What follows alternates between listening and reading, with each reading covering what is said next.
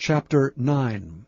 Now in the 12th month, that is the month of Adar, on the 13th day of the same, when the king's commandment and his decree drew near to be put in execution, in the day that the enemies of the Jews hoped to have power over them, though it was turned to the contrary, that the Jews had rule over them that hated them, the Jews gathered themselves together in their cities throughout all the provinces of the king Ahasuerus,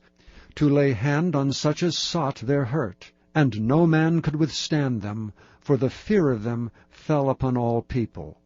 And all the rulers of the provinces, and the lieutenants, and the deputies, and officers of the king helped the Jews, because the fear of Mordecai fell upon them. For Mordecai was great in the king's house, and his fame went out throughout all the provinces. For this man Mordecai waxed greater and greater. Thus the Jews smote all their enemies with the stroke of the sword, and slaughter and destruction, and did what they would unto those that hated them. And in Shushan the palace the Jews slew and destroyed 500 men.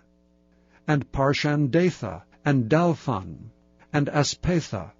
and Poratha, and Adalia, and Aradatha, and Parmashta, and Arasai, and Aradai, and Vajezatha,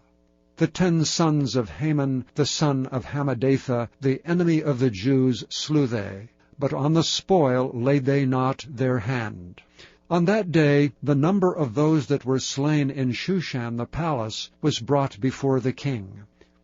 And the king said unto Esther the queen, The Jews have slain and destroyed 500 men in Shushan the palace, and the 10 sons of Haman. What have they done in the rest of the king's provinces? Now what is thy petition, and it shall be granted thee, or what is thy request further, and it shall be done? Then said Esther, If it please the king, let it be granted to the Jews which are in Shushan to do tomorrow also according unto this day's decree, and let Haman's 10 sons be hanged upon the gallows.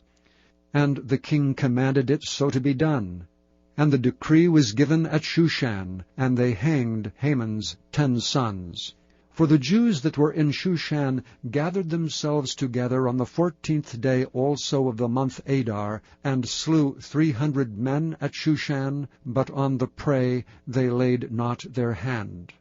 But the other Jews that were in the king's provinces gathered themselves together, and stood for their lives, and had rest from their enemies, and slew of their foes 75,000, but they laid not their hands on the prey. On the 13th day of the month Adar, and on the 14th day of the same rested they, and made it a day of feasting and gladness.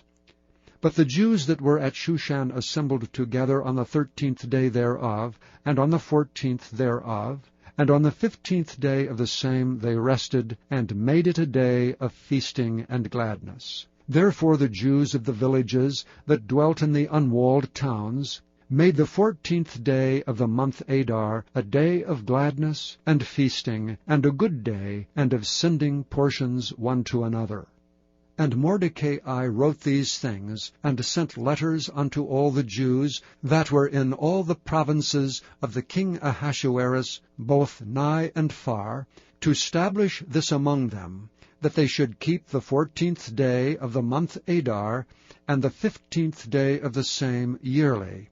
as the days wherein the Jews rested from their enemies, and the month which was turned unto them from sorrow to joy, and from mourning into a good day, that they should make them days of feasting and joy, and of sending portions one to another, and gifts to the poor. And the Jews undertook to do as they had begun, and as Mordecai had written unto them. Because Haman the son of Hammedatha the Agagite, the enemy of all the Jews, had devised against the Jews to destroy them, and had cast pur, that is the lot, to consume them and to destroy them. But when Esther came before the king, he commanded by letters that his wicked device, which he devised against the Jews, should return upon his own head, and that he and his sons should be hanged on the gallows. Wherefore, They called these days Purim, after the name of Pur. Therefore, for all the words of this letter, and of that which they had seen concerning this matter, and which had come unto them, the Jews ordained and took upon them, and upon their seed, and upon all such as joined themselves unto them, so that should not fail, that they would keep these 2 days according to their writing, and according to their appointed time every year, and that these days should be remembered and kept throughout every generation, every family, every province, and every city, and that these days of Purim should not fail from among the Jews, nor the memorial of them perish from their seed.